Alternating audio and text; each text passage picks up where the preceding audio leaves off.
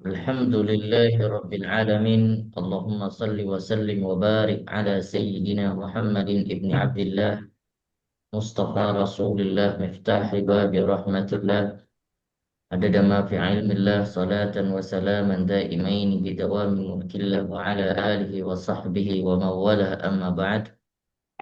سبحانك لا علم لنا إلا ما علمتنا إنك أنت العليم الحكيم. رب اشرح لي صدري ويسر لي أمري واحلل عقدة من لساني يفقه قولي. قال رسول الله صلى الله عليه وسلم: خيركم من تعلم القرآن وعلمه. وقال: من سلك طريقا يلتمس به علما سهل الله له به طريقا إلى الجنة، أو كما قال رسول الله صلى الله عليه وسلم. Puji syukur kepada Allah Subhanahu wa Ta'ala yang pada hari ini masih memberikan kita kesempatan untuk melanjutkan kajian rutinitas kita dan juga melanjutkan daripada talaqi kita yang pada hari ini insya Allah sebagai hari pengganti daripada hari Rabu kemarin. Dan insya Allah semoga pekan-pekan ke depan akan berjalan sesuai dengan jadwalnya. Baik, kita lanjutkan kajian kita pada kitab Ighasatul Lahfan min Masayyidi Syaitan, kitabnya Al-Imam Ibnul Qayyim Al-Jauzi.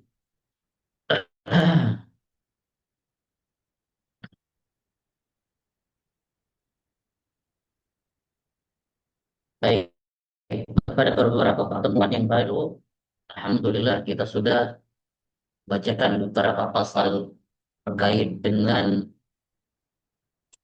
tipu daya syaitan, di mana Imam Ibnul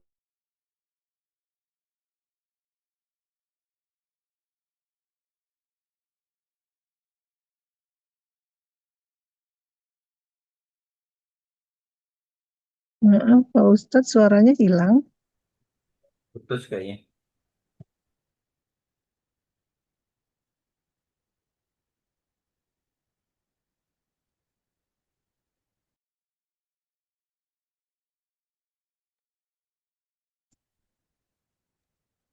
Putus kayaknya.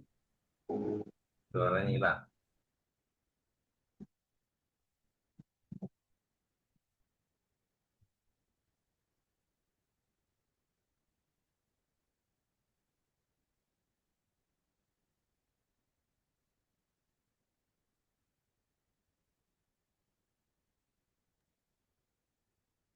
Gambarnya terputus.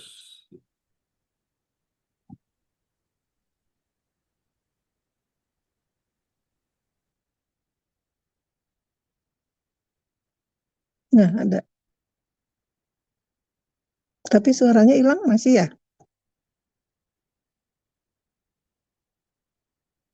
Baik, Kalau Atau suaranya nanti sudah aja? jelas? oke.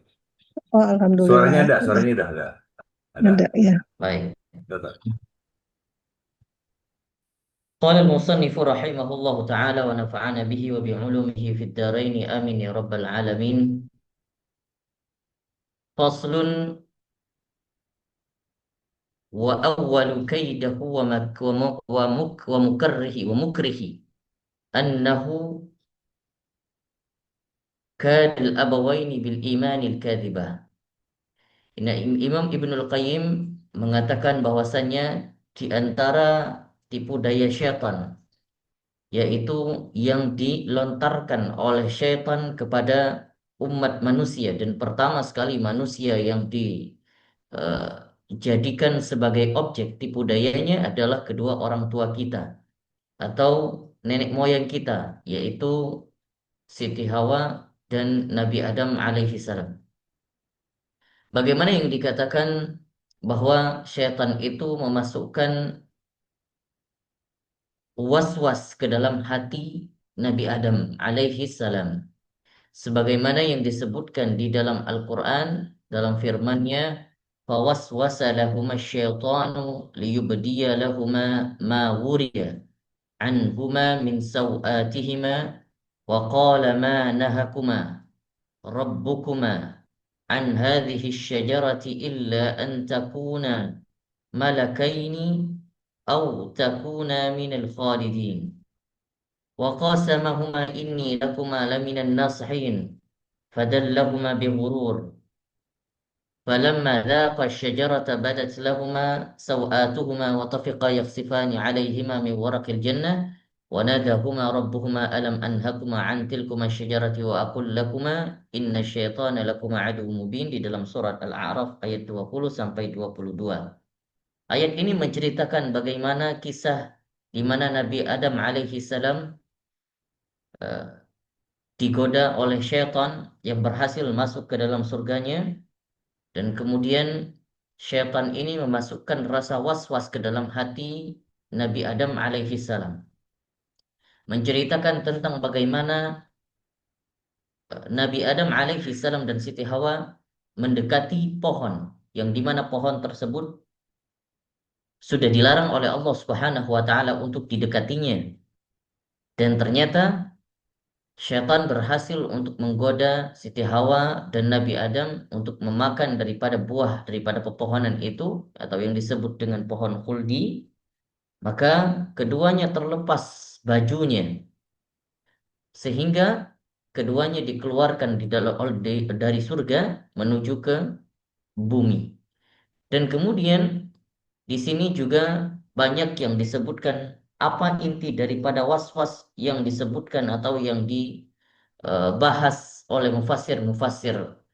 Di antaranya Al-Imam Ibnul Qayyim mengatakan fal waswasatu hadithun nafsi wa sautul khafi.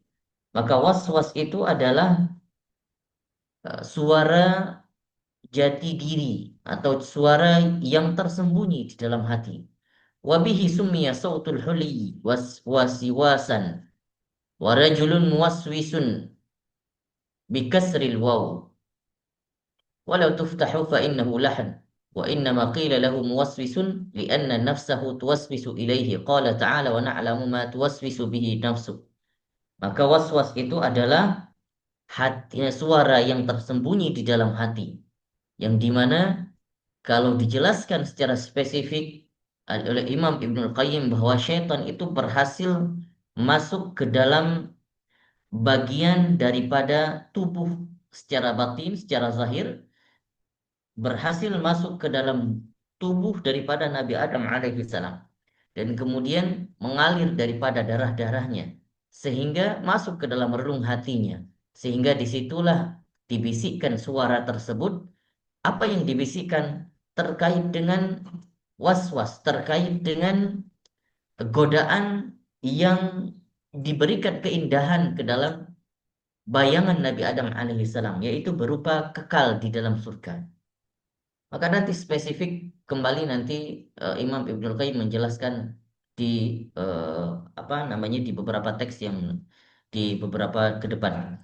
Wa 'allama adullahi annahuma idza akala min asy-syajarati badat lahumā 'auratuhuma fa innaha ma'siyatun. Maka diketahui bahwasannya musuh Allah ini yang berupa syaitan itu menggoda daripada anak Adam, daripada Nabi Adam dan Siti Hawa untuk memakan daripada buah khuldi dan sehingga terlepas daripadanya pakaian sehingga terlihatlah aurat mereka berdua. Maka ketika terlihat aurat tersebut, maka dikatakan itulah maksiat yang pertama sekali dilakukan oleh umat manusia. Maka inilah yang dikatakan sehingga maksiat itu juga bisa dikatakan dapat membuka aurat seseorang. Secara batin, maksiat itu adalah dapat membuka aurat seseorang. Tapi secara zahir, ketika orang sudah membuka auratnya, maka itu adalah sebuah kemaksiatan. Maka sebagaimana Nabi Shallallahu Alaihi Wasallam mengatakan bahwa ada orang yang berzina dan ada zani, seorang laki-laki yang berzina dan seorang perempuan yang berzina, dimimpikan bahwa mereka dalam tanda kutip, mohon maaf, dalam keadaan yang telanjang, maka dikatakan bahwasanya mereka melakukan sebuah kemaksiatan dan sehingga tersingkaplah aurat di antara keduanya. Seorang penyair mengatakan inni ka'anni ara man la haya'a lahu wala amanata wastan nasi uryana. Maka dikatakan oleh penyair bahwasanya tidak ada amanah, sebuah amanah itu tidak akan terletak bagi orang yang suka menampakkan auratnya. Thumma qala ma nahakuma rabbukuma an hadhihi syajarati illa an takuna malakaini. Inilah yang dikatakan godaan pertama sekali yang dilakukan oleh syaitan kepada Nabi Adam, yaitu menggodanya untuk memakan buah khuldi tersebut agar diiming-iming untuk menjadi kekal di dalam surga. Padahal Nabi Adam alaihi salam sendiri tidak pernah tahu bahwasannya mereka berdua akan diwafatkan atau akan mati. Ya. Tapi Nabi Adam alaihi salam ketika mendengar apa yang dibisikkan oleh syaitan ini, dan syaitan mengatakan bahwasannya dialah sebagai penasehat untuk mereka berdua. Syaitan mengatakan bahwa saya adalah makhluk yang pertama sekali dan lebih dahulu diciptakan daripada kalian berdua. Maka aku akan lebih mengetahui daripada apa yang kalian tidak mengetahuinya. Maukah kalian aku tunjuki sebuah pepohonan yang membuat kalian bakal kekal dan menjadi malaikat? Ini dalam tanda kutip di dalam ayat ini dikatakan menjadi malaikat. Inilah iming-iming pertama yang dilakukan syaitan kepada umat manusia, diiming-iming agar menjadi malaikat. Maka ketika itu para mufassir mengatakan ada yang beberapa mufassir mengatakan tidak setuju kalau malaikat itu diartikan secara letterlek kebahasaan. Karena Nabi Adam alaihi salam tahu bahwasannya Nabi Adam sudah melihat malaikat dan Nabi Adam tidak mungkin bisa dan malaikat itu tidak mungkin bisa makan. Maka Nabi Adam alaihi salam adalah manusia bisa makan. Sehingga ayat ini berupa makna tersirat di dalam kata malaikat itu. Sebagian mufassir mengatakan iming-iming syaitan itu adalah untuk menjadi raja. Daripada arti sebagian daripada malaikat itu adalah untuk menjadi raja. Raja di dalam surga. Artinya dia yang menguasai surga. Itulah obsesi pertama yang timbul di dalam hati Nabi Adam alaihissalam. Sehingga ketika syaitan itu melihat ada obsesi di dalam hati Nabi Adam, maka dari situlah masuknya syaitan untuk menggoda, untuk mengiming-iming bahwa dia akan mendapatkan kerajaan itu. Daripada tersebut, Imam Ibnul Qayyim mengatakan bahwasannya itulah godaan pertama yang dilakukan oleh syaitan untuk makhluk yang dinamakan dengan manusia. Maka Nabi daripada Imam Ibnul Qayyim mengatakan wa minhu waritha atba'ahu tasmiyatul umur al-muharrimah bil asma'il lati tuhibbun nufus musammiyatuha fasammul khamar ummul farah wa sammu akhaha baluqaimatur rahah wa sammur riba bil muamalah wa sammul mukusa bil huquq as-sultaniyah wa sammu aqbahadh dhulm wa afhashahu syar'ud diwan wasammau ablaghal kufar wa huwa jahada sifatur riba tanzihan wasammu majalis al-fusuq majlis at-tayyibah. Nah, inilah begitulah ketika godaan syaitan itu datang, itu seakan-akan menjadikan sebuah kesalahan seakan-akan benar, menjadikan sebuah kebatilan seakan-akan menjadi hak. Maka mereka-mereka daripada teman-temannya syaitan itu yang mengikuti hawa nafsunya, yang mengikuti langkah-langkah syaitan, mereka terkadang membuat alih-alih, membuat alibi seakan-akan ketika mereka minum khamar, mereka mengatakan inilah air yang mendatangkan kebahagiaan. Ketika mereka melakukan transaksi riba, maka mereka mengatakan ini sebuah alibi, ini adalah sebuah transaksi muamalah. Dan ketika mereka mengatakan membuat sebuah kejahatan, kezaliman, maka disitulah mereka mengatakan inilah ajaran agama. Dan ketika mereka melakukan kekufuran dan mereka mengatakan ini adalah sebuah tanzih penyucian. Dan ketika mereka mendatangi sebuah perkumpulan-perkumpulan di antaranya orang-orang yang fasik, perkumpulan orang yang fasik, maka mereka mengatakan ini adalah perkumpulan orang-orang yang baik. Ini sebuah alibi yang awal pertama sekali dibuat oleh syaitan, dimasuki ke dalam relung hati manusia, sehingga ditampakkan yang buruk itu menjadi baik. Dan kemudian ayat tersebut mengatakan fadallahuma bighurur. Fadallahuma bighurur. Maka kata dalla itu adalah secara bahasa bisa diartikan menunjuki. Tapi kata Abu Ubaidah mengatakan dalla tersebut menunjukkan kepada ketegasan atau pemberanian. Maka iblis itu memasukkan keberanian di dalam hati Nabi Adam sehingga mau mendekati pohon khuldi tersebut. Maka itulah ghurur, itulah sebuah godaan syaitan. Keberanian itulah yang disebut dengan dalla, dilala. Baik.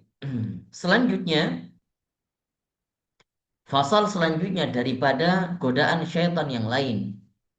Disebutkan bahwasannya syaitan itu annahu yushammun nafsa hatta ya'lama ayyul quwwataini taghlabu 'alaiha.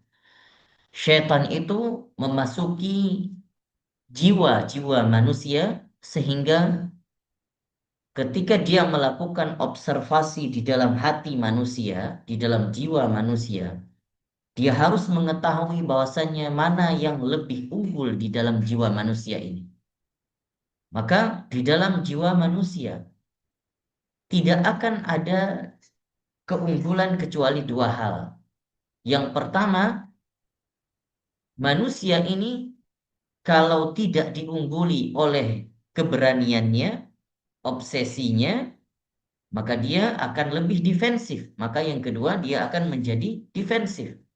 Artinya kalau orang ada tipikal orang yang bukan yang terlalu obsesi, maka dia adalah seorang pemalas. Begitu juga kebalikannya. Kalau ada orang yang tidak pemalas, maka dia adalah seseorang yang punya obsesi tinggi, punya semangat tinggi. Maka kedua hal inilah yang dimanfaatkan oleh syaitan untuk menggoda umat manusia, sehingga kedua hal ini harus diketahui oleh syaitan. Mana yang lebih unggul? Maka dikatakan fa in ra'al ghaliba 'ala nafsi al-muhanata wal ihjam akhadha fi tathbitihi wa id'afi himmatihi wa iradatihi 'anil ma'muri bihi.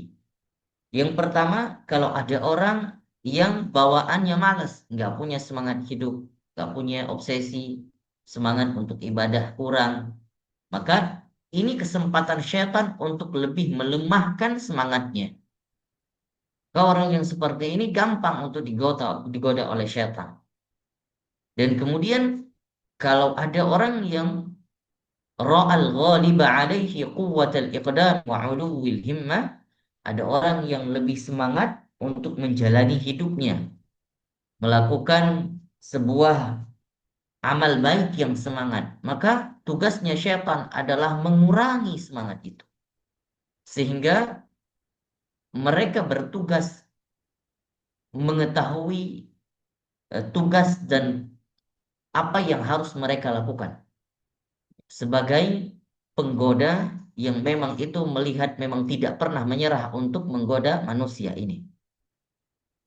Maka dikatakan waqad uqtuti'a aktsarun nasu illa aqallal qalil fi hadaini wadiyaini. Maka itulah yang dikatakan oleh Imam Ibnul Qayyim, kebanyakan manusia tidak bisa melakukan balancing antara keduanya. Artinya tidak bisa menjadi orang-orang yang tengah, wasato, di antara keduanya. Kalau ada orang yang lebih obsesi, maka terkadang orang itu lebih unggul kepada obsesinya, semangatnya. Kalau ada yang orang lebih malas, maka lebih malas. Kurang manusia ini sedikit yang bisa membalance antara keduanya. Maka dikatakan bahwasannya faqaumu qussira bihim 'anil ityani biwajibati taharati wa qaumu tajawuzu bihim ilal mujawazatil haddi bil waswas. Ada orang yang terkadang yang kurang, artinya yang tidak punya semangat, maka mereka terkadang mendatangkan untuk melakukan sebuah ibadah, melakukan sebuah taharah atau berwudu atau disebut dengan berwudu dengan asal-asalan. Tapi ada orang-orang yang terkadang lebih semangat untuk menjalankan sebuah ibadah, maka tugasnya syaitan itu adalah melampaui batas daripada apa yang sudah diajarkan oleh Nabi Shallallahu Alaihi Wasallam dengan waswasnya. Dengan apa dilampauinya? Dengan israf, dengan berlebih-lebihan. Maka ada orang yang terkadang berwudu itu seakan-akan tidak bisa kalau nggak basah. Harus basah semuanya sampai bajunya basah. Maka kalau dilihat itu sudah masuk ke dalam mubazir. Itulah tugasnya syaitan. Memang di dalam ibadah saja dia datang untuk melakukan sebuah kekurangan di dalam nilai-nilai ibadah. Dan kemudian ada orang-orang yang terkadang yang tidak punya semangat untuk beramal, ya. Maka mereka digoda oleh syaitan untuk tidak melakukan sumbangan dan berinfak apapun. Tapi ada yang bahkan punya semangat untuk berinfak, tetapi digoda oleh syaitan untuk menghabiskan atau hartanya sampai mereka tidak punya apa-apa dan bahkan meminta-minta untuk orang lain, sama orang lain. Nah, ini adalah bagian daripada godaan syaitan tersebut. Dan di antaranya ada orang-orang yang mengaku terkadang mengaku seorang yang sufi, ya, dihiasi oleh syaitan itu untuk berlebih-lebihan mengaku kepada orang yang sufi. Maka ada orang yang dihiasi hatinya untuk malas belajar, tetapi dihiasi untuk menjadi ahli batiniyah. Ahli batiniyah itu adalah ahli zikir. Maka kalau kita lihat ada di antara hiasan yang dibuat oleh syaitan kepada orang-orang yang jahil, yang dibuat seakan-akan dia berilmu, dia mengaku dirinya sebagai orang yang berilmu, ahli zikir, ahli batin. Seakan-akan dia yang paling batiniah, dia yang paling ahli zikir, tanpa berilmu. Maka kebanyakan kita melihat di lingkungan-lingkungan kita, banyak yang mengakui untuk apa belajar ilmu zahir. Yang penting itu adalah ilmu batin. Ilmu agar kita mengenal Allah Subhanahu wa taala. Maka tidak perlu terlalu fokus untuk belajar atau menekuni bagaimana hukum fikih tentang sholat, hukum fikih tentang zakat, hukum fikih tentang puasa. Yang terpenting adalah bagaimana kita bisa mengenal Allah dengan baik. Nah, ini ada orang-orang yang jahil yang seperti itu, yang digoda oleh syaitan untuk mengaku dirinya sebagai ahli batin. Padahal kalau kita lihat salafus salih terdahulu, ulama-ulama terdahulu, mereka semua menjadi ahlu sufi pasti dahului dengan belajar ilmu-ilmu zahir terlebih dahulu. Mereka ahli fikih, mereka ahli mufassir, mereka ahli bahasa, ahli lughah, dan juga mereka ahlu sufi. Nah, ini adalah orang-orang yang benar, tariqah yang benar, atau metode manhaj yang benar. Kalau seandainya kita melihat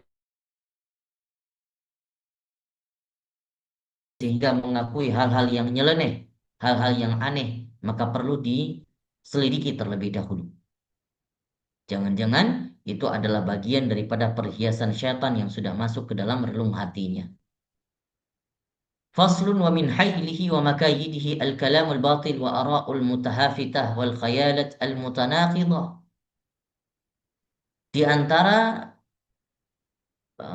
tipu daya syaitan yang lain adalah setan itu suka kepada bahasa-bahasa yang jelek, bahasa-bahasa kotor. Kemudian pikiran-pikiran yang membuat was-was, membuat keraguan-raguan. Dan kemudian yang ketiga yaitu pemikiran-pemikiran yang bisa mendatangkan jadal, yaitu mendatangkan perdebatan yang tidak ada manfaatnya. Nah, ini kesukaan syaitan. Inilah yang digoda ke dalam manusia, hati manusia. Diajak untuk bergosip. Manusia ini susah menjaga lisan. Ketika bertemu satu sama lain, awalnya berniat basa-basi, tapi ternyata membahas hal-hal yang kotor. Kemudian ini yang gampang sekali masuk syaitan di dalamnya. Kemudian dibuatlah pemikiran manusia ini seakan-akan ragu. Syak wa tashkik. Ini pemikiran-pemikiran yang terkadang manusia ini tidak bisa melihat kemana arah yang benar. Ya. Di dalam amal ibadah saja terkadang manusia ini dibuat was-was seakan-akan sah atau tidak sah, sah atau tidak sah. Itulah tugasnya syaitan. Dan kemudian syaitan itu suka membawa atau memasuki pikiran manusia agar menjadi provokator antara satu sama lainnya, menjadi tukang adu domba, mendatangkan jadal antara satu sama lainnya. Nah, ini adalah pemikiran-pemikiran yang dirasuki oleh syaitan kepada manusia. Dan kemudian daripada tipu dayanya yang lain, wa tahayyulihi ala ikhrajihim minal ilmi wad din. Manusia ini suka dibawa, digiring oleh syaitan itu untuk meninggalkan ilmu dan agama.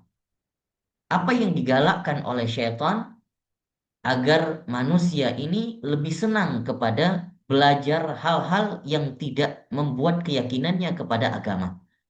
Belajar daripada ahlul filsafat, mengadopsi pemikiran-pemikiran Yunani sehingga meninggalkan Al-Quran dan Sunnah.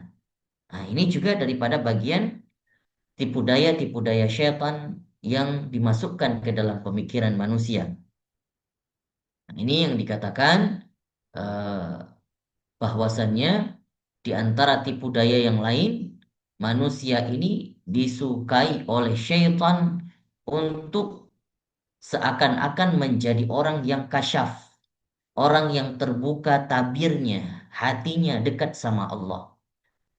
Ini terkadang ada orang-orang yang baru belajar sufi, mengakui dirinya batinnya itu sudah terbuka antara dia dengan alam gaib, antara dia dengan Allah. Khayalannya dibuat tinggi oleh syaitan. Nah, ini bahaya sekali. Sehingga wallahu alam kita tidak tahu. Mungkin memang ada tariqah-tariqah yang dianut oleh beberapa kelompok atau beberapa ulama-ulama yang memang mereka sudah sampai ke dalam makom yang tinggi. Sehingga mereka punya batin yang lain dan berbeda daripada kita. Sehingga kalau kita melihat ada sejarah-sejarah Syekh Siti Jenar yang mengakui Tuhan menjelma di dalam dirinya. Dan itu ada beberapa ungkapan-ungkapan ulama.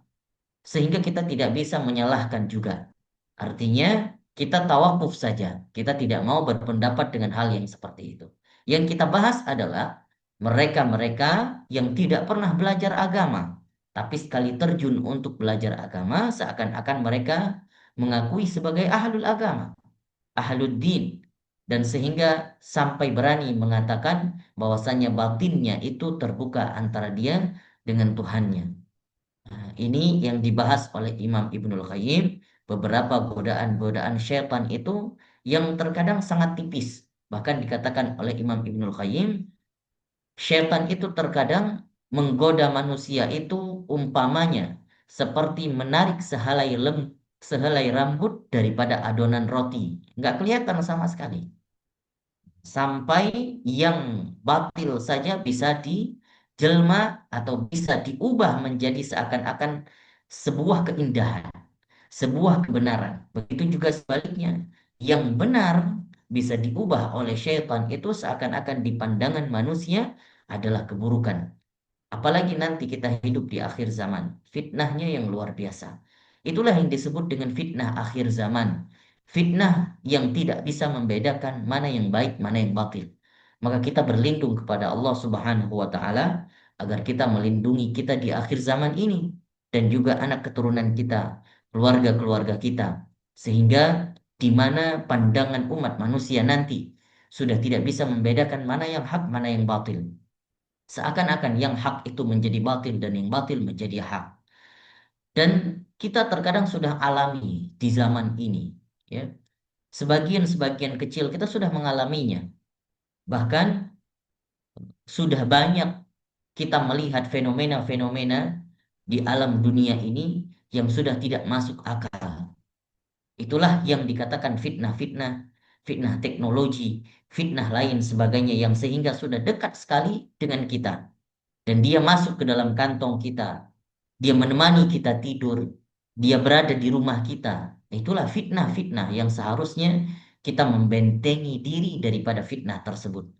Nah, ini adalah bagian tipu daya syaitan yang dikatakan oleh Imam Ibnul Qayyim, beberapa tipu dayanya yang memang ditugaskan atau dia meminta izin kepada Allah untuk memasukkan tipu daya tersebut ke dalam hati manusia.